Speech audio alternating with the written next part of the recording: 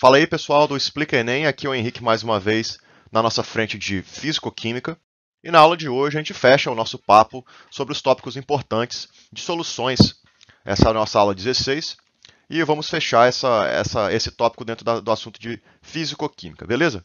Como a gente deixou na última aula, a gente comentou que quando há mistura de soluções existem três opções. A gente trabalhou na aula passada a mistura simplesmente de duas soluções do mesmo soluto, e nessa aula a gente obviamente vai concluir os outros dois casos. Aqui o primeiro é a solução de solutos distintos, só que na ausência de reação química, quando não há reação química. Então, por exemplo, se a gente pegar uma solução de cloreto de potássio e uma de cloreto de sódio, com suas concentrações e volumes respectivos, e vamos misturar para uma solução final, e queremos saber como é que esse sistema se comporta.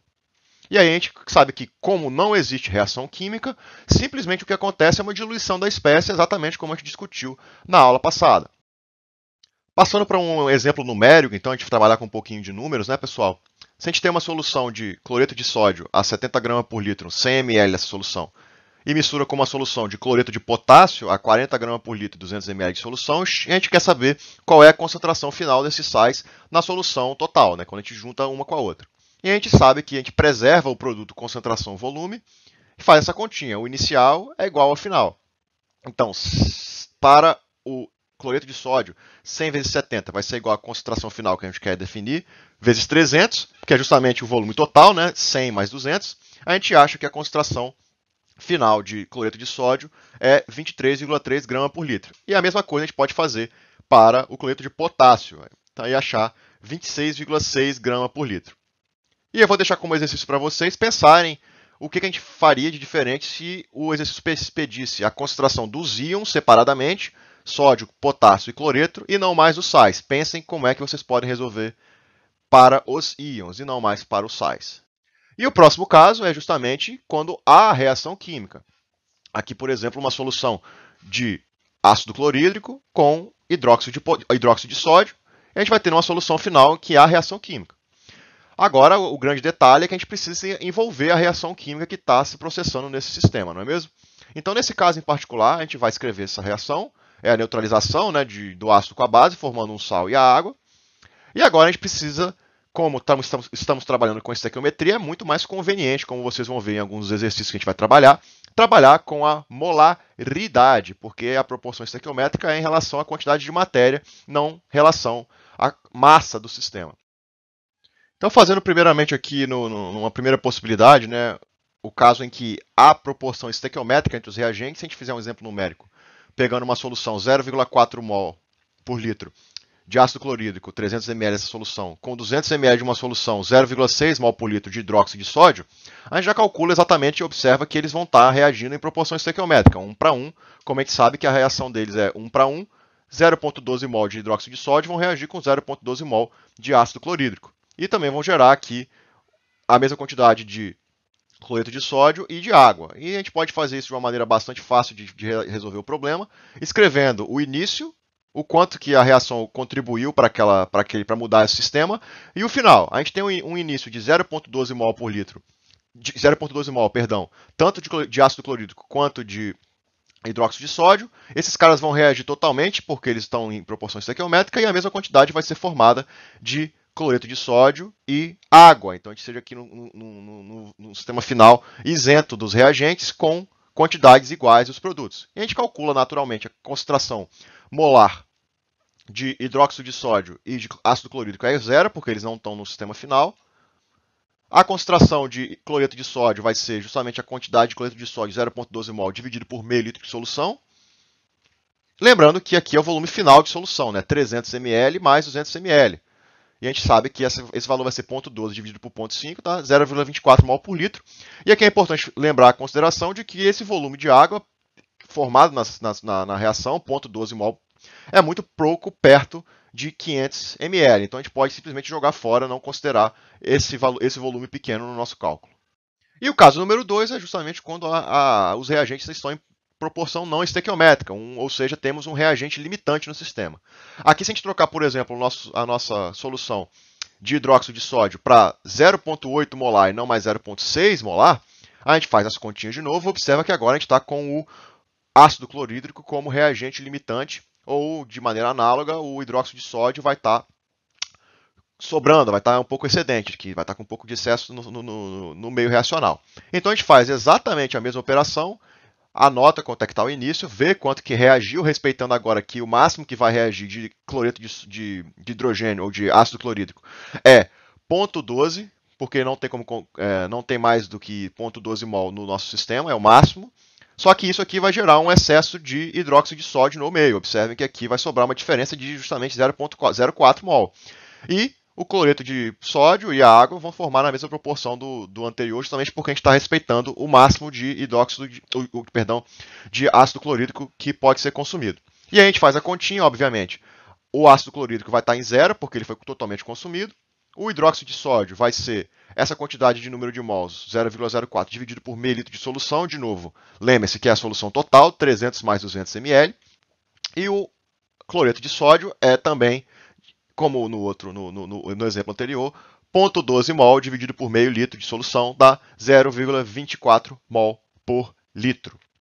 O último tópico do nosso estudo de soluções vai ser o que a gente chama de volumetria ou titulometria, que é simplesmente a ideia de reagir o volume de uma solução conhecida, ou seja, você tem um volume de uma solução com concentração conhecida e você vai reagir com um volume conhecido de uma solução de concentração desconhecida. E é justamente essa concentração desconhecida que você quer determinar.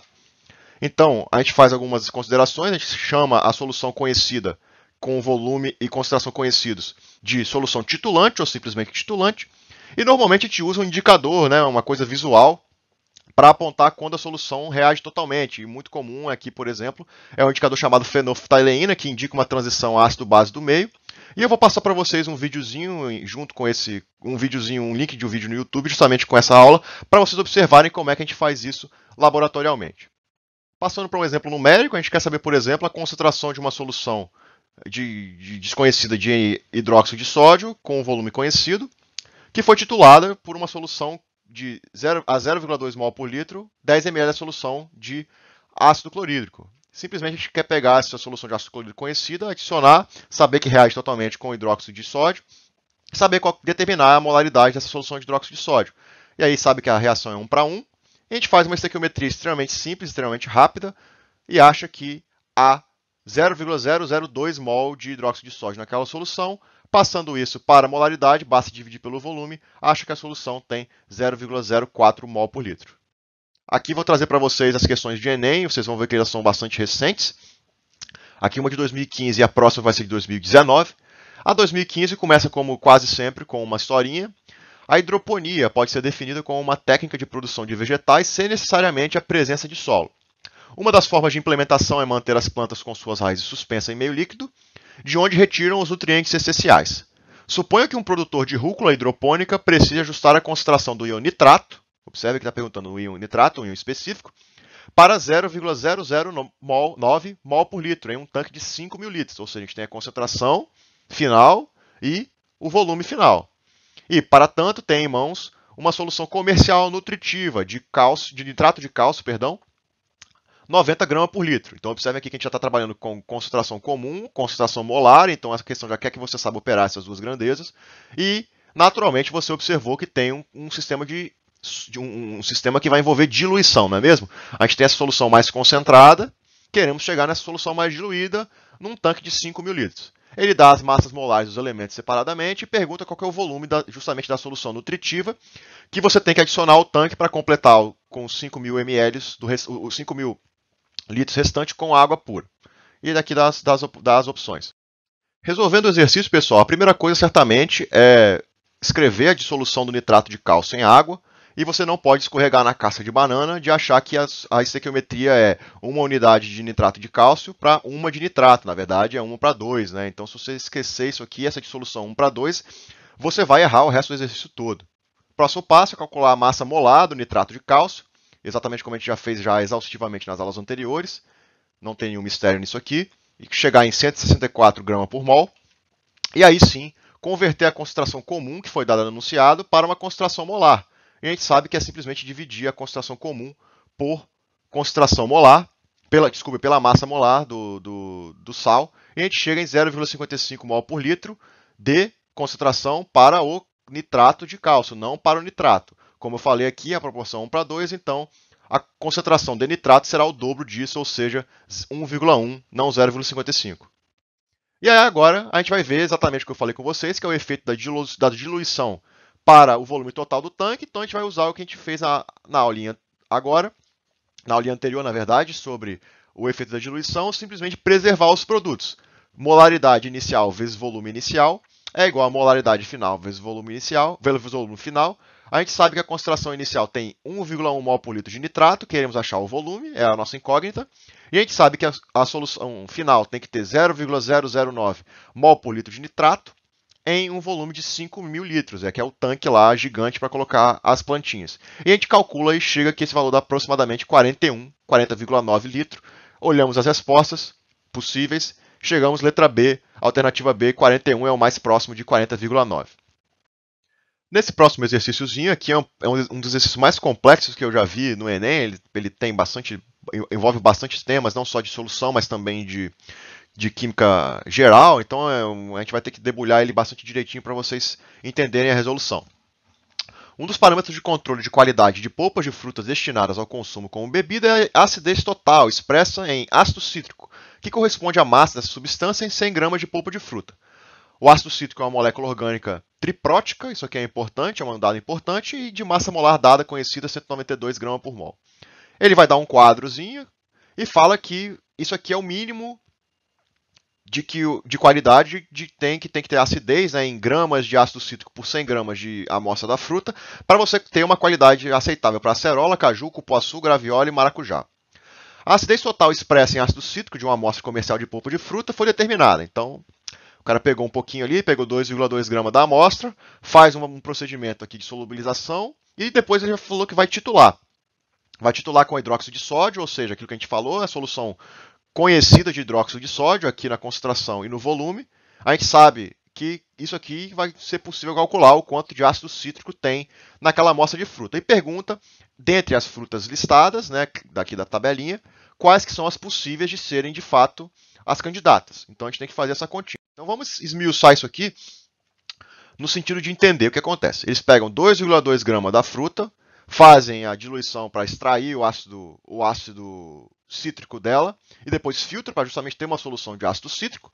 Essa solução de ácido cítrico vai ser titulada com hidróxido de sódio nessa concentração e nesse volume. E aqui a gente tem o sistema final neutralizado. Aqui a gente já consegue extrair o número de mols de hidróxido de sódio que foram utilizados, né? Simplesmente multiplicar a concentração pelo volume e achar quanto é que foi extraído. E a gente precisa escrever, como eu falei que a informação é importante, que o ácido cítrico ser um ácido triprótico, a gente sabe que a relação ácido cítrico reagido, hidróxido de sódio reagido é 1:3, e a gente escreve assim a nossa reação química de interesse.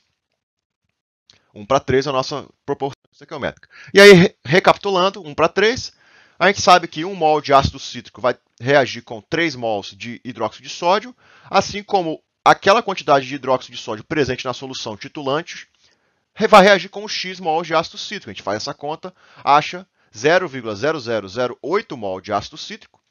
Esse valor de ácido cítrico, agora a gente calcula em massa, né? Porque a gente precisa saber passar isso para o valor da tabela, que é grama de ácido cítrico por 100 gramas de fruta. Faz a estequiometria rapidinho aqui também, para achar quando é que a gente tem. 1 mol de ácido cítrico está dado no enunciado que tem 192 gramas. Assim como essa quantidade X vai ter um valor M de ácido cítrico. Faz a conta, acha 0,01536 gramas de ácido cítrico. E agora a gente tem que passar para justamente 100 gramas de fruta, porque essa quantidade de ácido cítrico está na amostra de 2,2 gramas da fruta. Então a gente tem que achar em 100 gramas da fruta, fazemos essa última regrinha de 3, achamos 0,698 gramas de ácido cítrico, certo? E agora a gente precisa olhar na tabela disponível para achar exatamente isso. A gente tem essa quantidade, a gente precisa ver quais que são as frutas que têm quantidades abaixo dessa de ácido cítrico, porque o valor mínimo da acidez tem que ser 0,698. A gente observa que o caju tem 0,3, que é um valor menor que o Q, e a graviola tem um valor 0,6, que também é menor que o Q. Ao passo que a acerola, cupuaçu e maracujá têm valores acima de ácido cítrico, da proporção, da quantidade esperada de ácido cítrico, de maneira que a gente não pode falar que tem a qualidade que respeita para essas três frutas, ao passo que caju e graviola têm essa qualidade assegurada. E a gente observa as soluções, as opções, marca letra C, caju e graviola. Bons estudos, pessoal, e até a próxima.